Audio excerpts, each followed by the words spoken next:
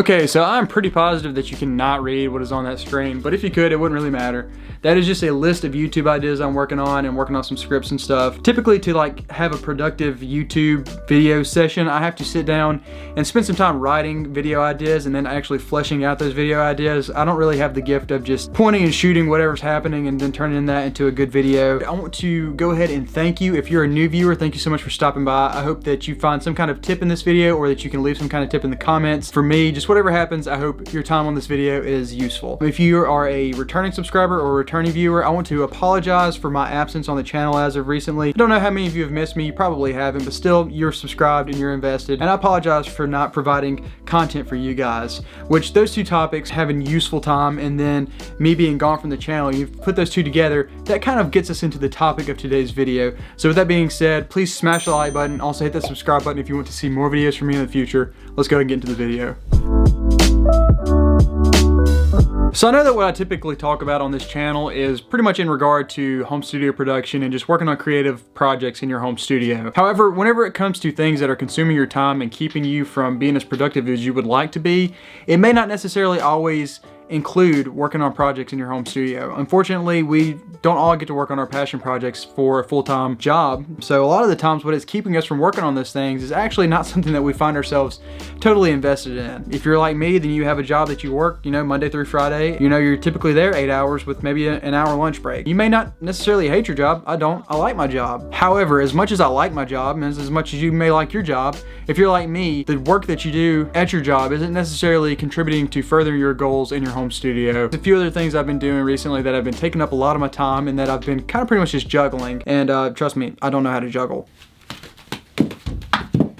I recently just had a gig with my band. We played a festival near Memphis, Tennessee, and we were playing mostly cover songs with a few of our original songs. It was a 2-hour set, so we played almost 40 songs. So I had to take time throughout the week while balancing my family obligations and my work obligations to sit down and learn like 35 songs. And that's another one of those things that I definitely enjoyed doing. However, it was taking up a lot of my time, and I probably could have been more productive in handling how I managed that along with other stuff. Another huge part of my life at the moment is editing my friend Andrew Masters' videos. I pretty much edit, not all of them, but I edit a huge chunk of his videos now, and I've been working closely with him and his wife Ariana, and that has been a big joy. But that is another thing that takes a significant chunk of my time from working on my own projects. We had a big worship night at the church that I work at, and that also had a lot of songs and a lot of moving pieces that I was in charge of. All that put together does not leave a ton of time for making my own YouTube videos. Arguably, that is probably the most important thing, because this is where I want to be invested, and this is the thing that I want to grow. This is my passion project at the moment. And so with that being said, I think that there are several things that we need to look at in order to make sure that we are being productive. I think there's actually some things that we need to look at before we look at small productivity tips. And I'm going to talk about that in a few minutes, but first I want to talk about a few things that I've done in the past to try to make myself more productive that was not really useful at all in my opinion.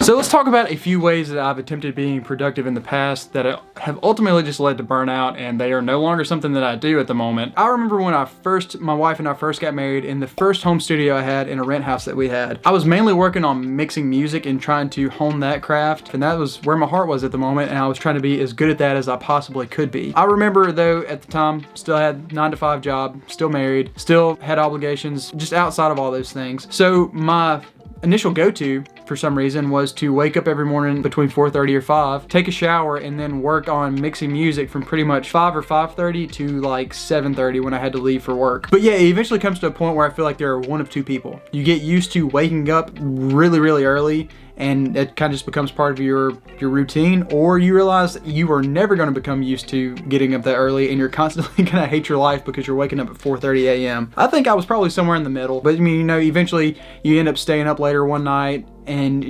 everything goes out the window. So for me, waking up ridiculously early in the morning has not always been something that's been super beneficial for me.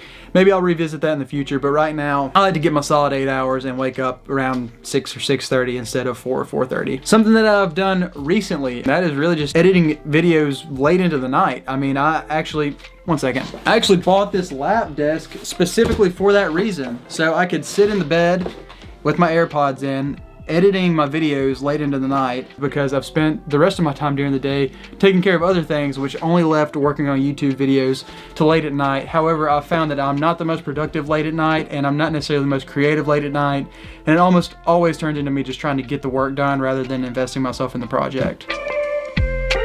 Okay, and now I think we need to take some time to look at some big picture things that you need to get right in your own mind before you sit down to any other YouTube videos and try to find productivity tips. So the first thing is you need to make sure that you are wholeheartedly invested in whatever you are spending your time doing. You only get a certain amount of time, and there's really no point in doing things that you're not invested in. For example, playing a big 2-hour set at a festival with my band is not something that I necessarily enjoyed more than pretty much anything else I do. The time that it took to prepare for that was super long and totally unnecessary for me. I much prefer being in the studio writing music and maybe playing some shows live of our own stuff. That's just an example. I think another big picture thing you need to look at whenever you're trying to decide where you're going to put your time, you need to kind of look, I think, 3 to 5 years down the road and making sure that whatever goals and whatever projects you're giving your time to, make sure they align with where you want to be in that amount of time. For example, say I were to want to be working for myself in the next 3 years. I want to be doing this YouTube thing, maybe working with Andrew, just whatever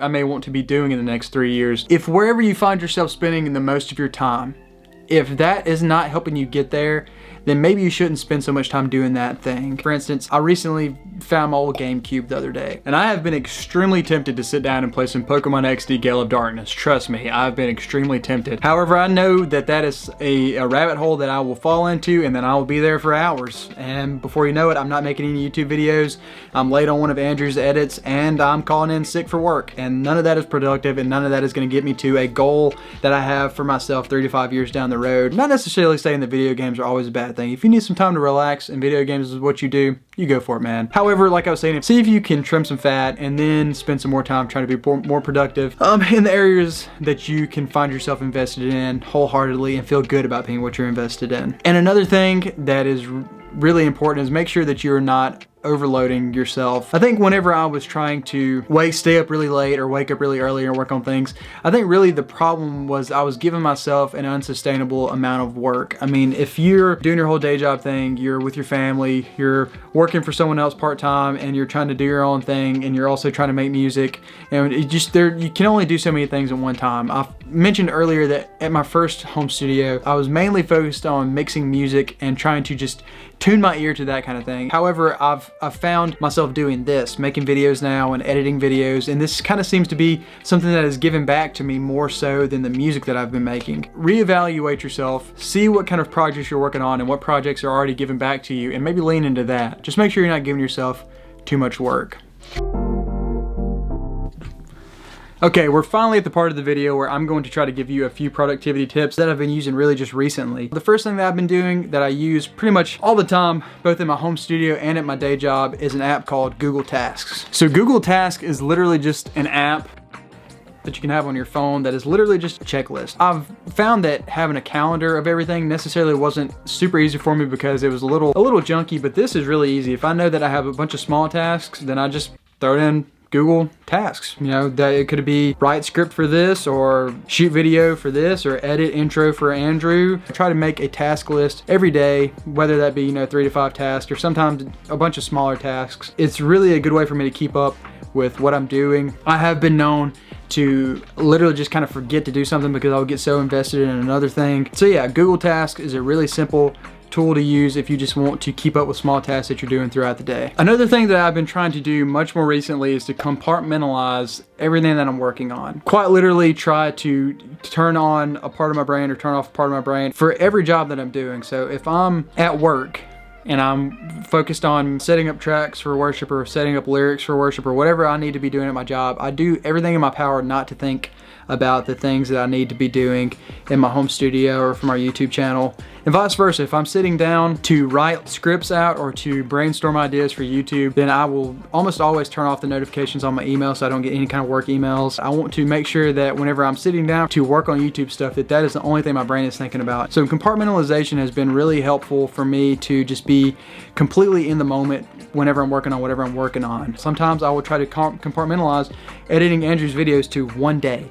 On Friday, I'm editing this entire video. That's how long it's gonna take me to do that, and I'm able to compartmentalize that, which is actually another good tip. You need to know how long it's gonna take you to do something. It's kind of hard to compartmentalize and to put a task down or to schedule what you're gonna be doing if you don't know actually how long that's gonna take. For example, I know I can usually edit one of Andrew's entire home studio tours in about a day. So with that, I know I can set that aside for Friday or for Saturday or whatever. That is what I'm going to be working on. That way during the week I can compartmentalize, you know, on this evening, on this evening, and on this evening I'm going to be working on these things, and I don't have to worry about editing videos or anything that I'm doing at work. So learn how long it takes you to work on certain projects or to complete certain projects. That way you can compartmentalize and schedule those projects. So those are pretty much the 3 things that have been really beneficial for me when it comes to being productive at the moment, and that is Google Tasks, compartmentalization, and knowing how long it takes me to get my work done. So I'm sure there are literally hundreds of productivity tips that I didn't include in this video. So if you know any tips,